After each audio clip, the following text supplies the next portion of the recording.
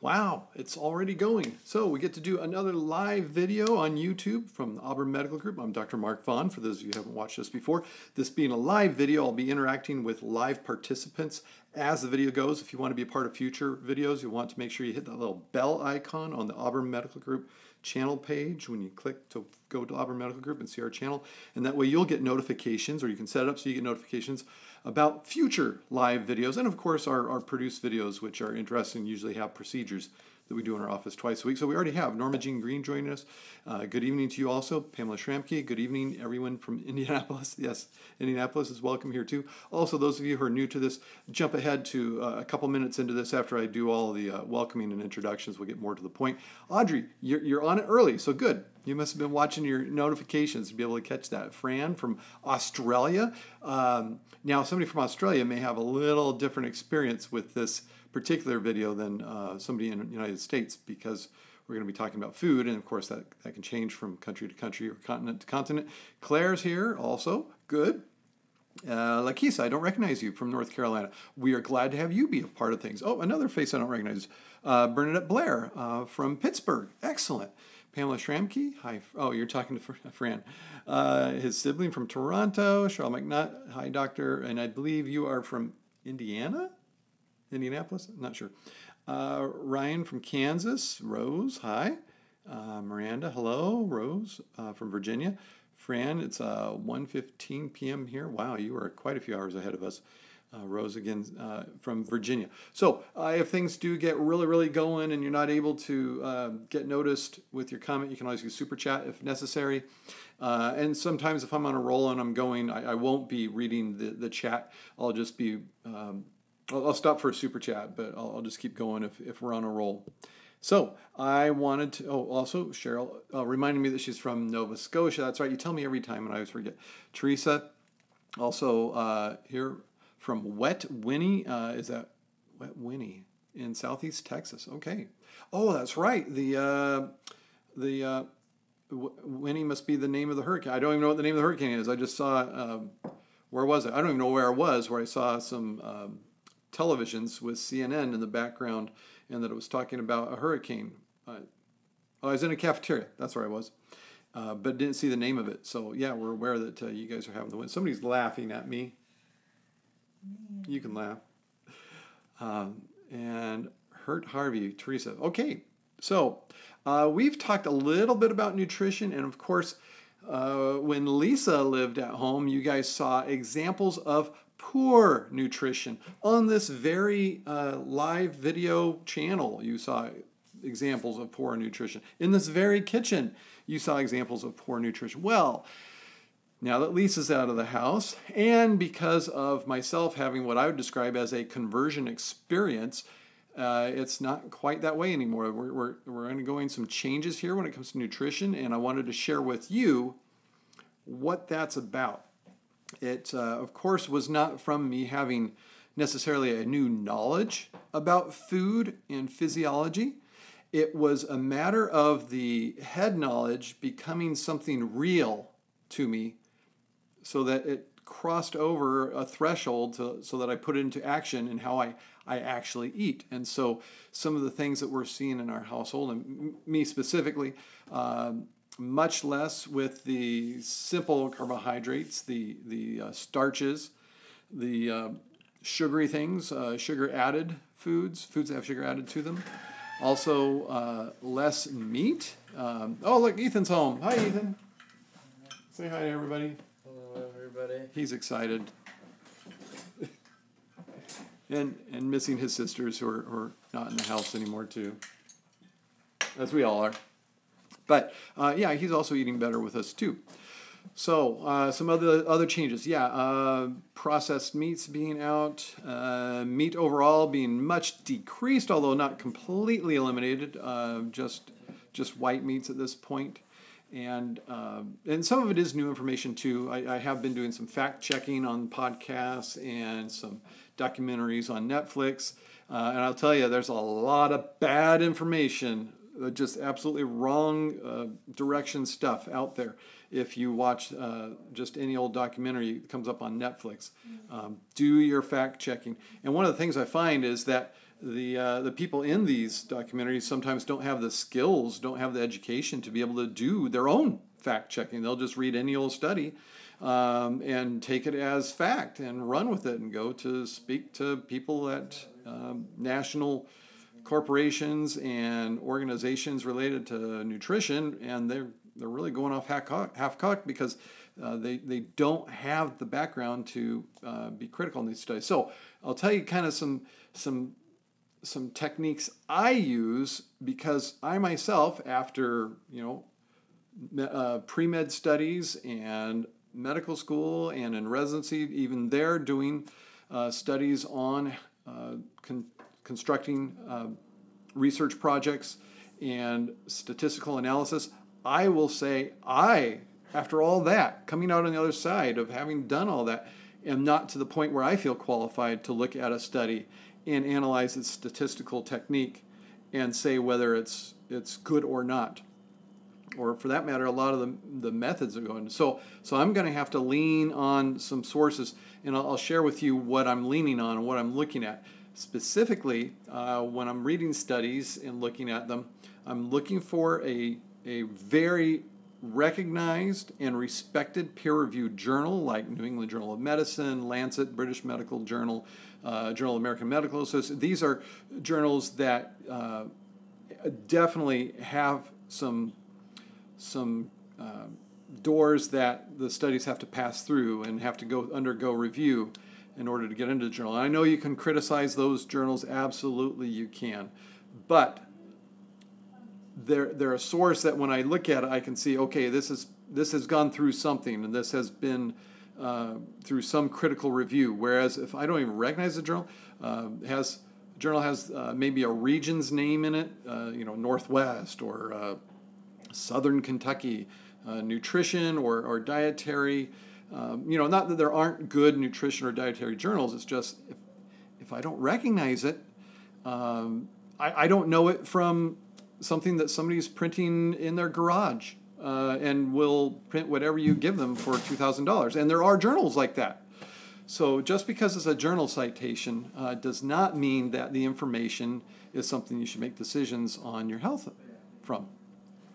So I try to look at those types of journals. I try to look at things with long study periods, decades, with large groups of people, preferably in the hundreds of thousands if possible, because some of these studies I'm talking about do have 500,000 study participants over 16 years with hard endpoints like death.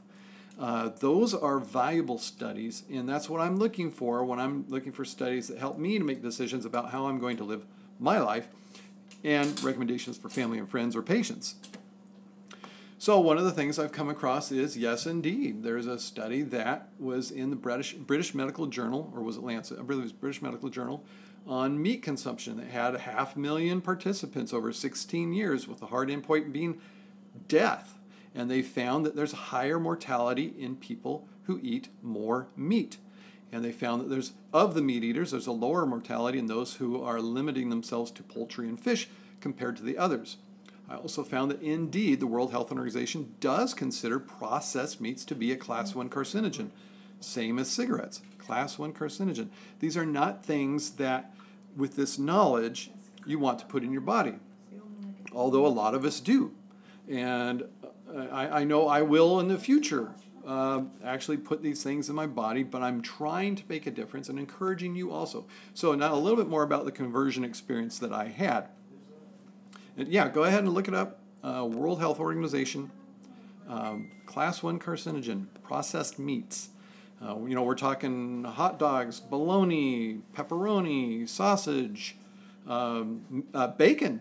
A lot of the lunch meats that you buy at the store for cold cuts. So I'd encourage you guys to look this up yourselves if you want to. Because I don't trust things that I hear on the internet. I go and check it. One of the shows I was fact-checking while I was watching it off of Netflix, some of these claims were in it. Well, I've looked them up and found some of them are true. Other claims are not. So you have to check. So I'll give you guys a name, a specific podcast that was where I had, or was very influential in my conversion experience I had a couple weeks ago. My son James introduced me to it. He actually learned about it from the music group. I'm trying to remember their name. It's a German name, Wolfpack. Wolfpack, great music. If you don't know them already, you might enjoy them. I'm not quite sure how to describe them, but I enjoy them myself. And apparently a member of Wolfpack made a video or wrote an essay or recorded something that had to do with this podcast that had the nutrition advice of Dr. Joel Fuhrman, Fuhrman. Now, I actually even hesitate to tell you guys his name because he says a lot of things and makes claims that I don't like patients hearing.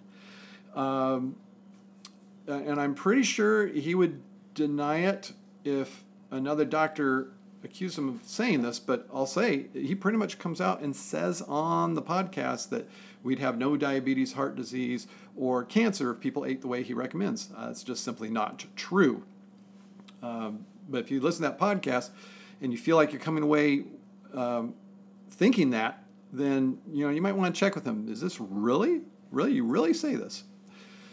So, but besides the stuff that seems to be overblown claims, I will say that his advice for how to eat is really good advice. He recommends observing something called the nutrition quotient. He calls himself a nutritarian. This means that you use a quotient or a ratio. You want nutrients over calories. So the most nutrients possible per calorie in your food. So he's not necessarily saying don't eat a particular food, although he does say don't eat a lot of foods, a lot of things.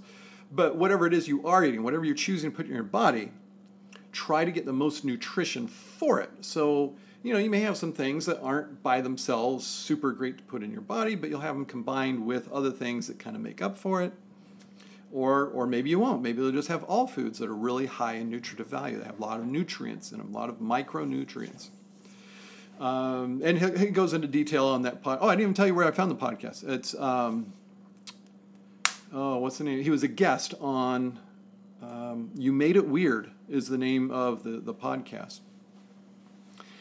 And this is the first time I've heard this podcast, listened to it. If you guys want to listen to the podcast that caused me to have a conversion experience in my own life when it comes to nutrition, that's it. You Made It Weird, the one where he has a guest, Dr. Joel Fuhrman, Fuhrman.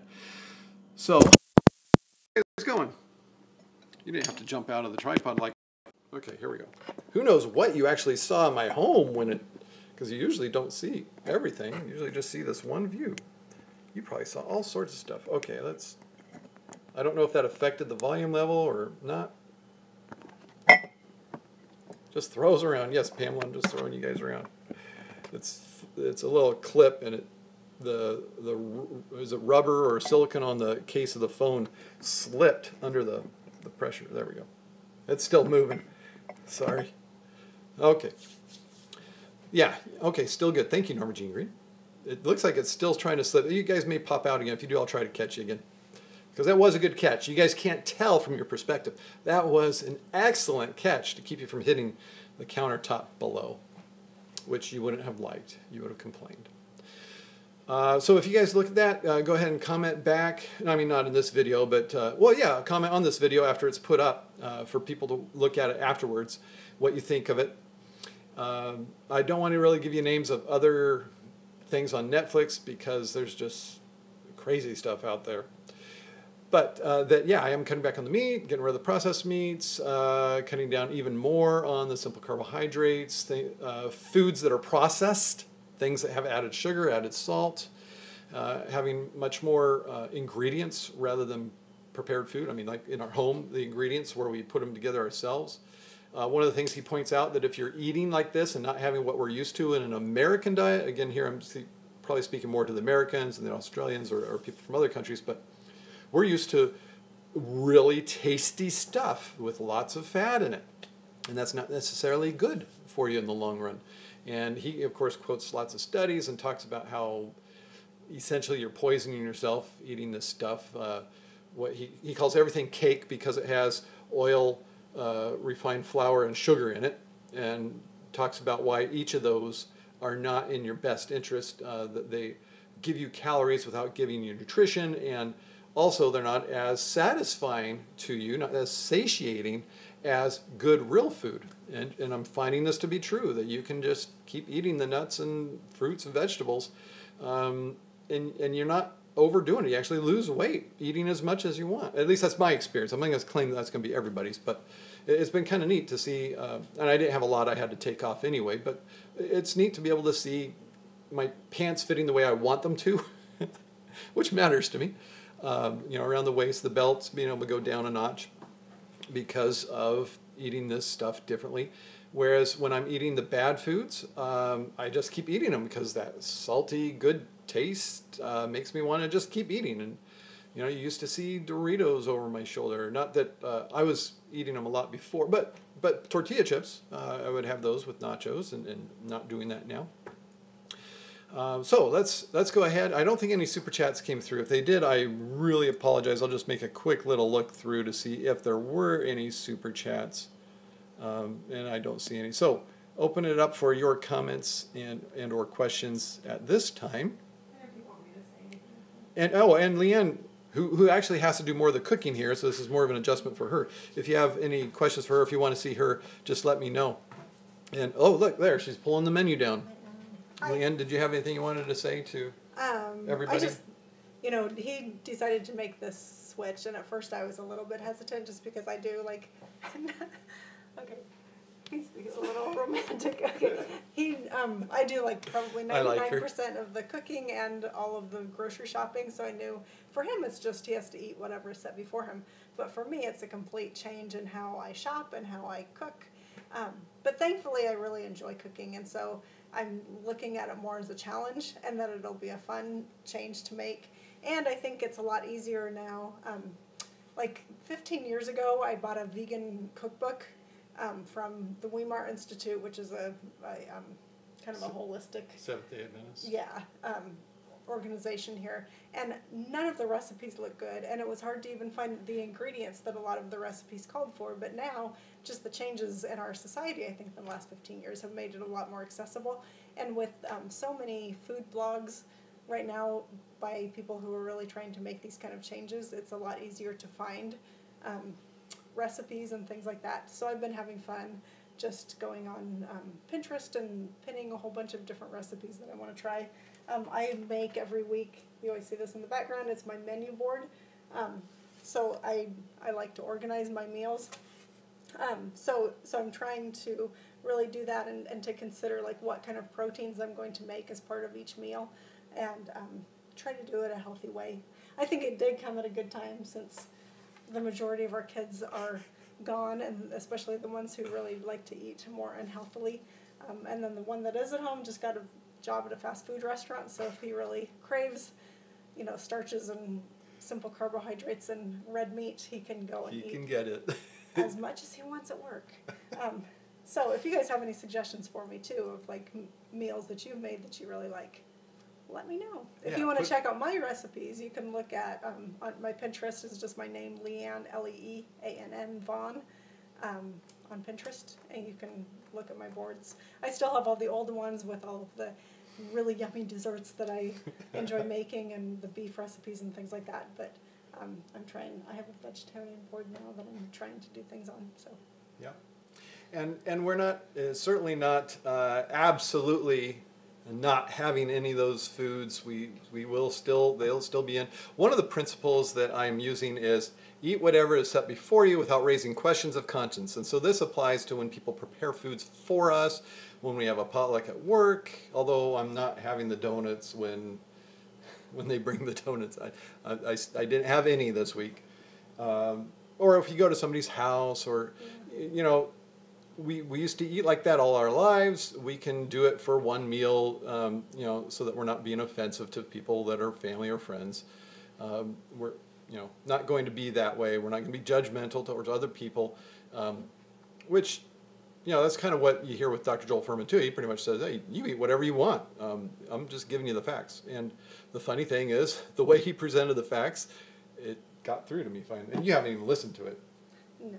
No, she's But I mean, she's just the one I'm who interested tried. in making the changes and stuff. But you but made even it. it's hard. Like I have a book group that we go to a restaurant here in town that has these huge, massive desserts, and we get together about once a month and enjoy. You know, it's a group of us that don't do that much eating horribly like that, but that's our indulgence once a month. And so now I'm trying to figure out when we meet next time, do I go ahead and eat something like that, or do I try to just eat, you know, order hot tea and that's all? It sounds kind of depressing. Yeah. So that's what we're going through. I thought you guys would enjoy that. Not so much, oh, let's see what Pamela says. It is harder when you go to someone else's house because they tend to eat the standard American diet. We just enjoy what we call our cheat meals when at others' homes. Okay, all right, that's one way to look at it. And somebody else looking at Dr. Fuhrman, or talking about Dr. Fuhrman.